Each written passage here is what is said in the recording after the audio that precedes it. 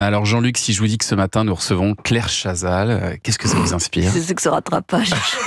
Bah non, mais je dirais qu'une seule chose, légende. Hein, Légende. bah oui, bien sûr. Et un modèle pour bien des journalistes. Julien Pichenet ici présent, bien par sûr. Exemple. Bien sûr. Il marche dans vos pas, Claire. Bon, pour l'instant, il marche pas droit, mais il fait tout comme vous. Non, mais je m'en suis rendu compte en écoutant un portrait qu'Hélène Manarino avait dressé de vous sur notre antenne et parlait de votre routine quotidienne. Il y a votre gym pendant au moins 45 minutes, 1 heure, et là commencent vos exercices de barre. Julien, pareil. Sauf que souvent, il saute la gym, il commence par le bar. Oui, ça plus vite. Là-dessus, il est injouable. Mais le mimétisme ne s'arrête pas là. Parfois, à l'époque du 20h, vous n'étiez jamais contre une petite sieste de 15 minutes après votre passage à la cantine. Lui, pareil, sauf la durée. On est plus sur du 3-4 heures. La cantine qui a tenu une place essentielle dans votre carrière, Claire. Je vois qu'on est sur les fondamentaux. Là. Moi, je reprends la base. Donc, la cantine. Il me semble que c'est important parce que j'ai regardé beaucoup de reportages vous concernant et ça revient souvent. Ça alors. Il fallait bien aller déjeuner quelque part quand nous étions à TF1 pour 2 journaux dans la journée. C'est ça exactement. Donc nous restions là. Et là, normalement, il devait lancer un extrait, mais regardez, je commente.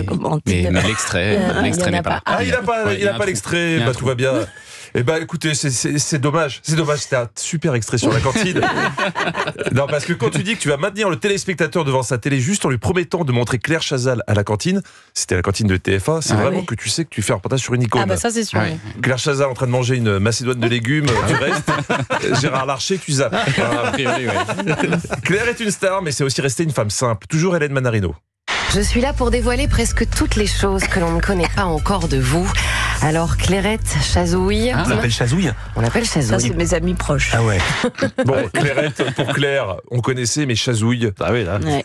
C'est marrant de rajouter ouille à la place de la deuxième syllabe. C'est étrange, oui, c'est pas très flatteur, mais enfin bon... Ça peut ne pas être flatteur. Mais c'est pas très grave. Sébastien Chabal, ça devient Chabouille. Hein. Emmanuel Macron, ça devient Ah non. Vous allez. On a l'idée. En parlant d'Emmanuel Macron, rappelez-vous les rumeurs en janvier dernier avant la composition du gouvernement Attal.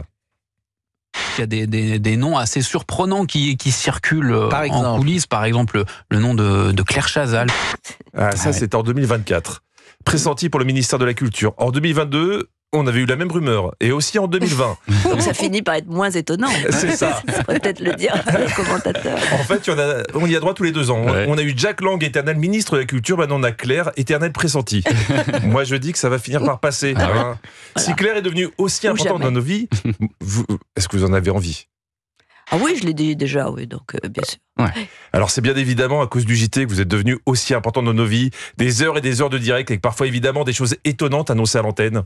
Un car transportant des touristes russes s'est renversé sur une bretelle d'autoroute, bilan 20 morts dont 3 graves. Voilà, déjà être mort c'est pas sain, mais gravement mort je le souhaite à personne. Comme je suis taquin, j'ai pas pu résister au plaisir d'un deuxième lapsus, cette fois dans le grand échiquier face à Zabou Bretman. Voici que votre père était un grand scénariste, et notamment de Thierry Le Luron, bien sûr ça ne... Ah non, tu es plutôt Thierry Lafronde. Thierry Lafronde.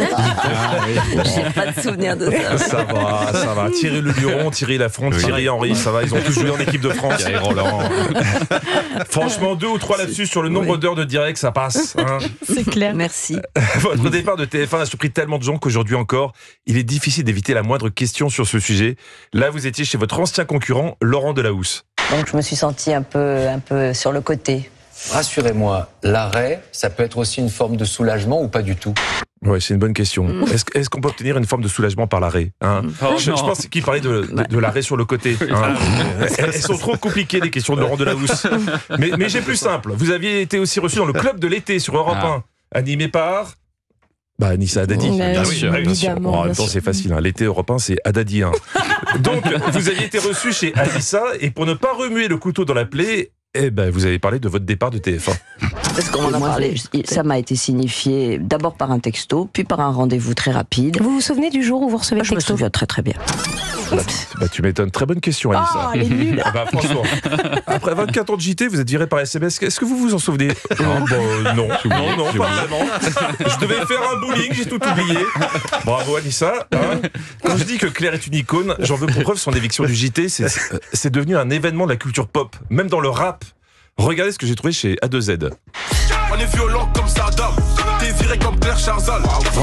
J'ignorais alors ça. J'avais pas entendu. Ah mais il y a eu plein de chansons, il y a eu les oui. musclés, il y a eu ça. Vous avez inspiré des chansons, vous êtes la seule. Donc il y a eu le rap, évidemment, il est vraiment phénoménal. Alors ça c'était très ancien. Ouais, c'est ça. Ça c'était. Voilà, j'allais vous le passer. Dans les stades. J'allais vous le passer, mais je suis tombé là-dessus. Est-ce que quand il y a eu la chanson phénoménale, là, tu te souviens ? J'aurais préféré, j'aurais même payé pour qu'on ne la chante pas, mais... Voilà, donc carrément. Comme j'ai pas du tout envie de vous contrarier, rapport à quand vous serez ministre de la Culture, je vais m'arrêter là. Faites attention. Faites attention. Les menaces, comment ? Faites attention. Merci Jean-Luc Lemoyne, on vous retrouve demain. Et si on veut vous voir sur scène, vous serez en spectacle le 5 avril à Quimper, le 6 à Passé et le 20 avril à Clermont-Ferrand. Magnifique. Exactement. Je lui donnerai quelques bonnes adresses.